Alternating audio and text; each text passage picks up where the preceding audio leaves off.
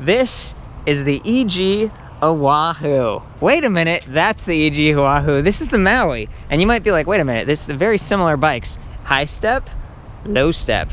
Electric cruisers. Got this nice relaxed handlebar, got ergonomic grips, a little bit thicker tires. These aren't like super big balloon tires, but I like the white wall, a little bit more visibility for when you're riding. Integrated lights, and I guess I shouldn't say integrated, built on, included.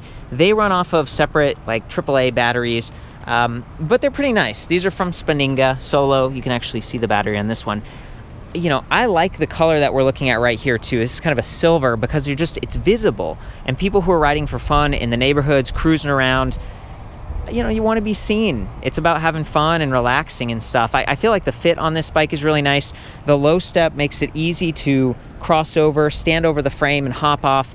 The battery, of course, you know, it's taking up some of that space. You don't want to bump yourself on this. And, you know, it's got a couple of sturdy mounting points, but it's not quite as integrated as the higher end bikes. So this is a more value bike, but one that's sportier. It's 28 mile/hour top speed, and it has a really responsive throttle, 500 watt internally geared motor from Dapu back here. That's a name brand motor. Internally geared, meaning it's a little more compact. You hear it whirring a little bit more, but it freewheels without any drag. 48 volt, 10.4 amp hour battery pack up front, lithium ion, balances it out. It's a good package, and it's really the complementing bike to the Oahu for, you know, maybe like a his and hers or someone who has a shorter inseam. They come in a couple different colors and stuff. $19.99, not too bad. And I happen to be here with Sam from the Electric Bicycle Center in Fullerton. These are your bikes, and you know a lot about them. I was hoping you could just walk me through this. And so let's start with the history of the bike. Wayne came out with the Maui along with the Oahu. The Oahu, I believe, was always a 48 volt. This was originally a 36 volt with a 350 watt motor, and it had a rear rack mount battery back here. And then his big change was when he came out the year before last with the Dolphin pack here. The problem with the Dolphin pack was it was so big, even though it was a step-thru, you had very little room to get through. Right. So we upgraded to the Shark. They call this the Shark battery. Now we're up to the 500 watt 500 EX Maui. And as you stated, it's a good value, easy. A lot of times we do get couples that come in and they'll buy a matching set of bikes, and this is one of those that they'll do that with. We carry 6 different brands of cruisers, and this being one of them. It's a very rich feature. You've got rack, fenders, lights, and suspension, and a lot of the competition don't have all those features, and they're at the same price point, if not more. And very few of them have that type of top speed. You don't have to go 28 miles an hour on this bike, though. You can cruise this bike at, like, you know, 18 miles an hour if you'd like on the lower levels of assist. Yeah, that's a great point, Sam. I as like a, you know, I'm kind of like pushing the limits sometimes. I like the higher speed. Sometimes I'm like, do you really need a cruiser that's a speed pedelec? But, you know, regardless of how fast you want to go, you can kind of use the throttle here. It maxes out at 20 miles per hour, and it's variable speed. So the further you push it, the more power you get. And it overrides all the levels of assist. It's always hot, basically. So it's like a little electric scooter in a sense, but really not too heavy. I think it's about 56 pounds, pretty well balanced. Sam was talking about the rear rack mounted battery before. Moving that weight up front, I do like the Shark. You know, I think the Dolphin had a USB port so you could run your portable electronics, and you know, that doesn't have that anymore. The cap seals pretty well over here, and if we come on the other side, you can see it's keyed, so this does lock to the frame. You could easily take it off and reduce the weight of the overall bike if you had to lift this and put it in your car or on a bike rack. That's something I recommend. Also, quick release on the front, very nice. And a suspension fork. So you combine those softer tires with like that adjustable angle stem and the padded saddle, and you know, you start to get more comfort. But this isn't the highest end suspension fork. There's no lockout. It's just preload adjust. I think that's fine for this application, and I love that they matched it. It's just a pretty spiffy looking bike. Yeah, and the reason it's a 28 mile an hour cruiser port is because Wayne, he actually listens to what the dealers and the end users are telling him, and we asked for this actually. And he actually followed through and did it. What were you thinking, Sam? Crazy. You go further. You and Kanika go on these big rides. Yeah, we'll do down to the beach and back, which is about 25 miles from our store, and we'll camp all week down there. So that's 50 miles a day. you know, 7 days a week. That's a lot of mileage. Yeah. And that's a great bike to do it on, because you get down on the Santa Ana River Trail and you don't have any stop signs or anything, and you can really get boogieing down through there. You can zoom, yeah. Just look out for all the homeless people down there. Well, that's true. There's been, you know, you can outrun them. They've got fenders here. These are plastic. They got the mud flaps. It seems like with those adjustable pegs or whatever, they're pretty close to the tire, and I've had situations where it get a little bumped and you hear the buzzing and stuff. What's your experience been? That's a popular upgrade on this bike, actually. We'll put fatter tires on and remove the fenders, and it gives the bike a really cool look. We actually showed you one when we were reviewing our store just the other day. Oh, that's right, with Kanika. Yeah, that was cool. She put the brown seat with the brown tires. It gave it a completely different look. If you reference that video, you'll see that. There was something else I wanted to mention is, I call it the townie bike effect. When people come into the store, you have certain cruisers where the seat is in line with the pedals. Yeah. And then on this type, you've got the kicked out pedals this way. He's saying the bottom bracket is pushed forward a little bit, so when you sit on it, it's more like a recliner chair instead of this upright, like, sprinting stance. It gives you different ergonomics, and for some people, that's more comfortable. Yeah. So they're gonna gravitate toward that, and other people don't like it. The advantage of having pedals further forward than your seat is, you can actually put your seat lower for shorter riders, and they can get their feet flat on the ground, but they still have good extension with their legs when they're riding the bike, because you're riding like this rather than like this. That's a great, great point. If your knee's going over your hip, it's very uncomfortable at a certain age group. They just don't have that flexibility anymore. This gives you good range of motion with your leg and extension. Freaking me out, Sam. Yes. Is that what I have to look forward to? I really like that position and the fact that you have that throttle. You really don't have to pedal this bike if you don't want to. You can just get on and you can zip around for fun. And you know, I like it's movement, it's community. Let's see, some of the other pieces that are important, I don't want to skip over. We've got mechanical disc brakes that have motor inhibitors built right in, and that's key, just given the power that we're dealing with here. If you hit those brakes, you don't want to be dealing with the motor doing something different. It stops the motor, and it does a great job on that. You see the controller box here. It's separate from the battery. Sometimes they're grouped together, but I think they did a good job. It matches the frame and everything, and it might even make it easier to replace or work with. Cables aren't all internally routed, but there aren't tons of cables. I think it's fairly well organized. And then the disc brakes themselves, see that rotor there? That is fairly large, 180 millimeters, front and rear. So you're gonna get a little bit more stopping power. And if you are going fast, you're not gonna heat those pads up quite as much. These are still, you know, it's a Tecro Novella. It's not the highest end, it's not a hydraulic brake, but this is good. This is pretty good. This is a step up. It's not the lowest end.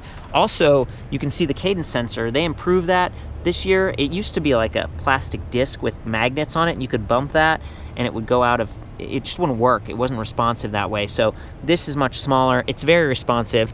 Got a kickstand here, and apparently they moved it from the back to the middle to balance the bike, but now you can see the pedals collide with that sometimes. So you know, you can pretty easily kick it up. I'm okay with where it's at. You know, it's just something to keep in mind if you're backing the bike up. The battery can be charged on or off the bike, which I like. I already mentioned that removing it reduces the weight. And then, you know, the stem, that was one area that you talked about, Sam. Yeah, it's got flex in the front end, so it's 28 miles an hour. You can see I can literally flex the front end here, and this is all tightened up really well. But one thing I do want to say is I have a couple other brands in my store, and if you come up to the bike, this is the test that I tell people to do. I call it wagging the dog's tail. Oh yeah. If you grab onto the end of the handlebar and you wiggle your bike back and forth like this, and the back end of your bike starts to wag its tail like a dog, this frame wasn't designed properly and there's too much flex in there. Yeah. This bike does not have that flex. That's a great point. I mean, not only here it's and here double with here. And if you can see what I'm talking about. When I shake this like this, the back end is solid. It's not wiggling around like on other bikes. That's a great point. I call it, you know, it's like frame flex kind of situation, and it happens a lot on these step-throughs when the battery's out in the back, especially. We just had a call yesterday from a customer who was like, hey, when I take my hands off the bars, the front end starts to shake. Oh, speed wobble. Speed wobble, frame flex. This will not do that. There are some bikes that do that, some won't. And you won't know until you actually buy the bike in certain instances, and that's disconcerting, you know? You're trying to drink your coffee with one hand and you start going to a speed wobble. No bueno. You and Kanika, I mean, I've seen you with the speakers and the cup holders and stuff, so you've actually got experience with this. I mean, we're talking stock. It should work great, stock, and then people add their own accessories and it can get even more precarious. This bike's, you know, it's pretty well set up. Do you mind hopping on this, Sam? You're a bigger guy. I'd like to kind of follow you around and just show, you know, maybe you can zip around and then do a brake test on your way back. So I'm gonna do level 1, and actually this defaults into level 2 pedal assist. Okay, out of 5, there are 5 total. Right. So Level 2 is kind of zippy. Let's just do level 1. Okay. And again, with the 8-speed, you've got a really nice mellow cadence. You can see how slow I'm pedaling here. Yeah. So level 1's real nice and slow. And I'm just going to hit 1 up, and you can see the bike just launch in front of me here. Yeah, you get there's a real kick.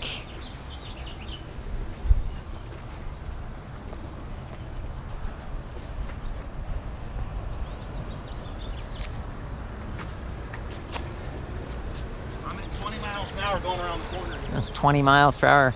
It gets him going. You know, Sam's like 260 or something. He's a bigger guy.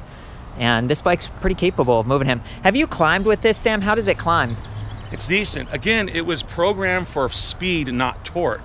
But with 500 watts and 48 volts, you've got plenty of torque and power to climb the hill.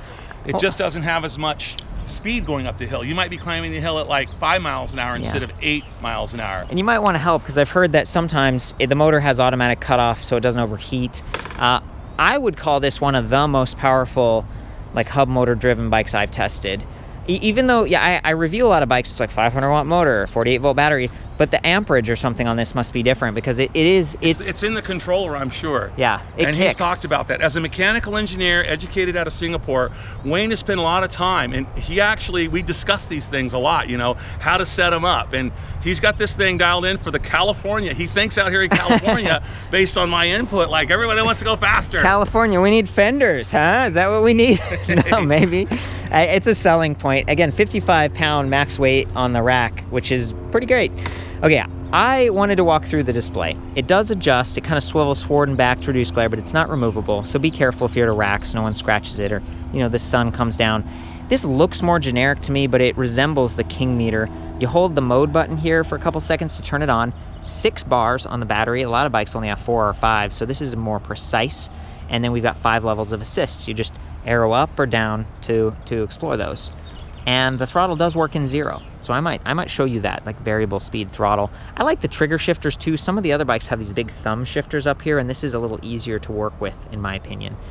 Then down here, there's like odometer and trip meter. You can switch to that with pressing the mode button. And then the speed right there in the middle. I think that's it. You can also backlight it if you hold down the top button right here. Oh, is that Hold that down for 5 seconds, and this will backlight in blue for night riding. Oh yeah, I could see it. It's kind of like it's the light alarm icon clocks that were like that shade of blue instead of... Was that Timex? Yes, I think something like that. That's pretty cool. Here we go. Got the bell. Okay, here we go. I'm gonna zip.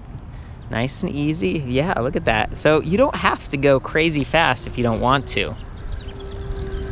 And then when you do want to,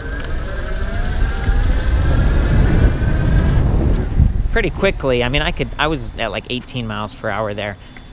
The throttle only goes to 20, so if you want to hit those really high, like 28 miles per hour, you need to go over here and arrow up to some level of pedal assist, maybe 3 or 4 or 5, and it takes off.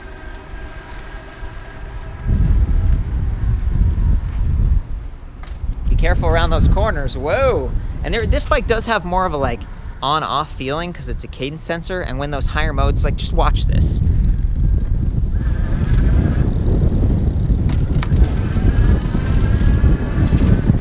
You can hear the motor a little bit more. You can feel it like kind of jerk you forward a little bit. It's not quite as smooth and refined, but you get that power that a lot of people really want.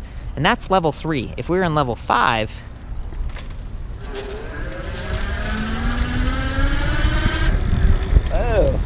yeah, you know, so I would say approach this bike carefully, you know, thoughtfully. Whoa, so you don't get yourself in over your head. Sam, I really appreciate you hanging out with me and going through all the different specs.